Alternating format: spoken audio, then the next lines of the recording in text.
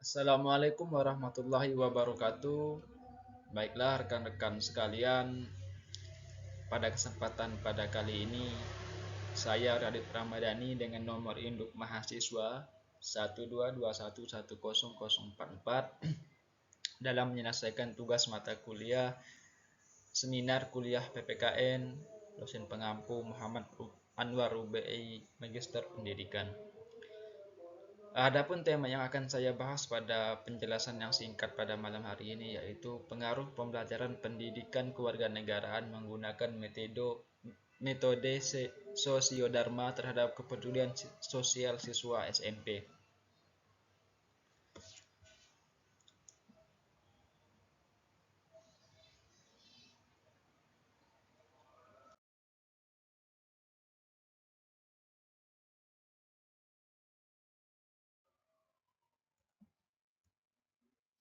Adapun yang pertama yaitu seperti yang kita tahu latar belakang, poin yang kedua rumusan masalah, yang ketiga tujuan penelitian, manfaat penelitian, ruang lingkup penelitian,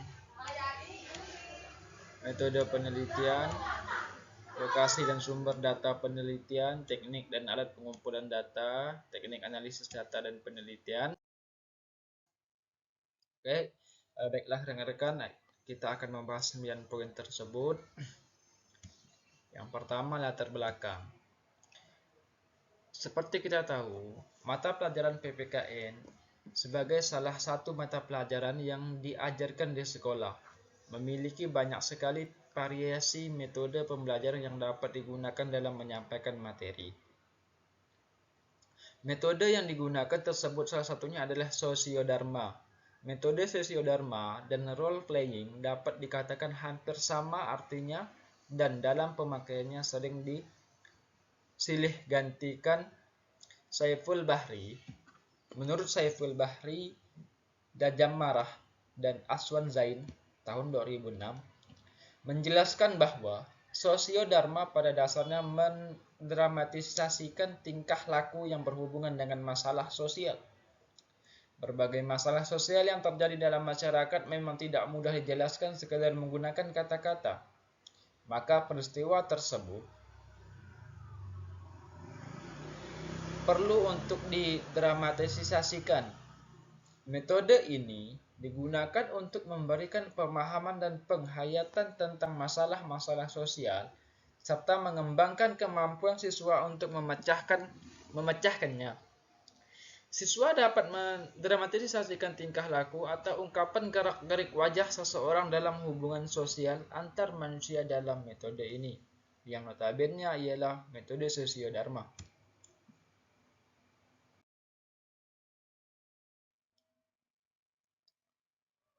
Adapun poin yang selanjutnya yaitu rumusan masalah. Bagaimana pengaruh pembelajaran PPKN menggunakan metode sosiodharma terhadap kepedulian sosial siswa? Yang ketiga, tujuan penelitian. Tujuan dari penelitian ini adalah untuk mengetahui pengaruh pembelajaran PPKN menggunakan metode sosiodharma terhadap kepedulian siswa.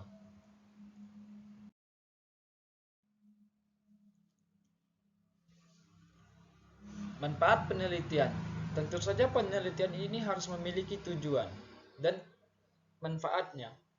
Secara teoritis, hasil penelitian dapat dijadikan salah satu acuan bagi pembangunan nilai-nilai kepedulian sosial bagi siswa SMP. Adapun secara praktisnya, bagi guru.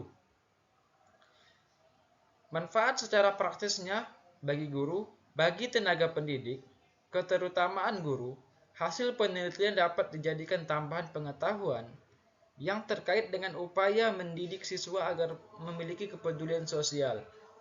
Hasil penelitian dapat membantu untuk meletakkan dasar-dasar nilai kehidupan agar memiliki kepekaan sosial pada saat berinteraksi dengan lingkungan dan masyarakatnya.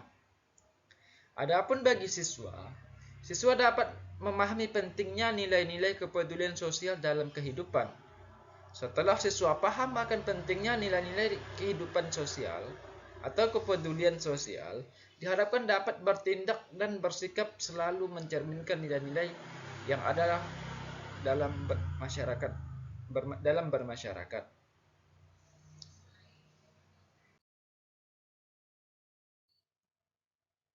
Yang selanjutnya ruang lingkup penelitian, yaitu variabel penelitian. Pengaruh pembelajaran pendidikan kewarganegaraan menggunakan metode sosiodharma terhadap kepedulian siswa. Pada kesempatan ini, penelitian yang saya angkat menggunakan variabel bebas. Pengaruh pembelajaran pendidikan kewarganegaraan menggunakan metode sosiodharma. Yang selanjutnya variabel terikat, kepedulian sosial siswa SMP. Adapun definisi operasionalnya, pengertian dari PPKN itu sendiri, kurikulum tingkat satuan pendidikan atau KTSP merupakan kurikulum yang dipakai oleh bangsa Indonesia pada perkembangan terakhir dunia pendidikan. Pada kurikulum ini, pendidikan kewarganegaraan sebagai mata pelajaran dimunculkan dengan nama pendidikan kewarganegaraan atau sering disingkat dengan PPKN. Lalu, apa yang dimaksud dengan metode sosiodharma? Tidak semua siswa mampu berkonsentrasi penuh dalam waktu yang relatif lama di dalam proses pembelajaran. Daya serap setiap siswa atau anak terhadap bahan yang diberikan juga bermacam-macam. Ada yang cepat, sedang, dan bahkan lambat. Faktor inteligensi mempengaruhi daya setiap siswa terhadap bahan pembelajaran yang diberikan oleh guru.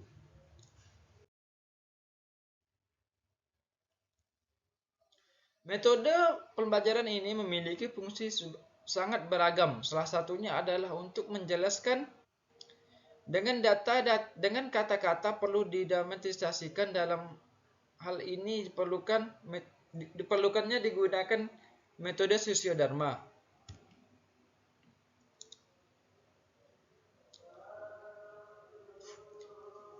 Metode penelitian. Yang 7, lokasi dan sumber data penelitian. Penelitian ini dilaksanakan di sekolah menengah pertama atau SMP. 8 teknik dan alat pengumpulan data. Yang pertama ada skala. Yang kedua ada wawancara, observasi sistematis, observasi non-sistematis, yang terakhir dokumentasi.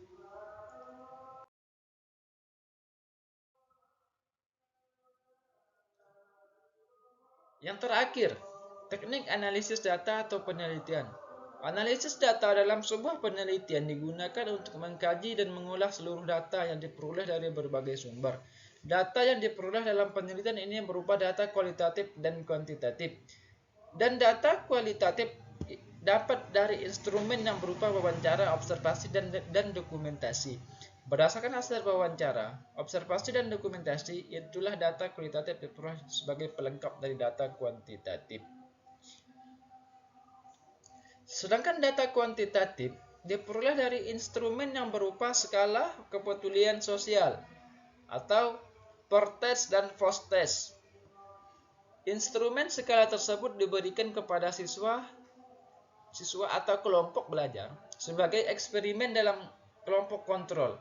Sebelum dianalisis terlebih dahulu, dilakukan uji prasyarat analisis yang meliputi uji homogenitas dan uji normalitas antara subjek pada kelompok eksperimen dan kelompok kontrol.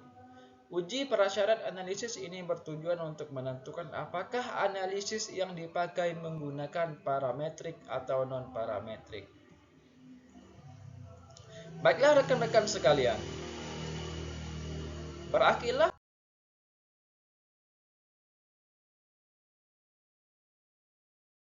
penjelasan singkat saya mengenai metode sosiodharma pada siswa kelas SMP. Kurang lebihnya saya mohon maaf. Saya akhiri. Wassalamualaikum warahmatullahi wabarakatuh.